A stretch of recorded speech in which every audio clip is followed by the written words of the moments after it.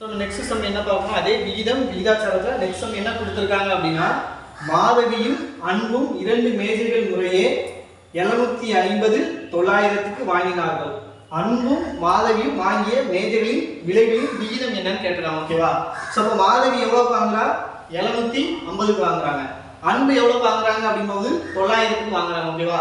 அப்போ அதை எப்படி கேட்டிருக்காங்க, அப்படியே மாற்றி கேட்டிருக்காங்க. அன்பும் மாதவியும் வாங்கிய மேஜையின் விலை விகிதம் கேட்டிருக்காங்க. அப்போ ஃபர்ஸ்ட் நம்ம யார் வாங்கினது போட்டுக்கணும்? அன்பு வாங்குறதா போட்டுக்கணும். ஸோ அன்பு வாங்குற மேஜையோட ரேட் எவ்வளோ?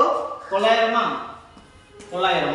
அதே மாதவி எவ்வளோ வாங்கியிருக்காங்க அப்படின்னா 750. இதுக்கான விகிதம் அப்படிங்கும்போது ஒரு ஜீரோக்கு ஒரு ஜீரோ, 5ஆல் அடிச்சா வரும் 1 5 5 மிச்சம் 3, ஏன்னா 1 5 5 மிச்சம் 2 வருமா? ஸோ 5 25. அதே மாதிரி இதை வந்து 5ஆல் அடிச்சா என்ன வரும்?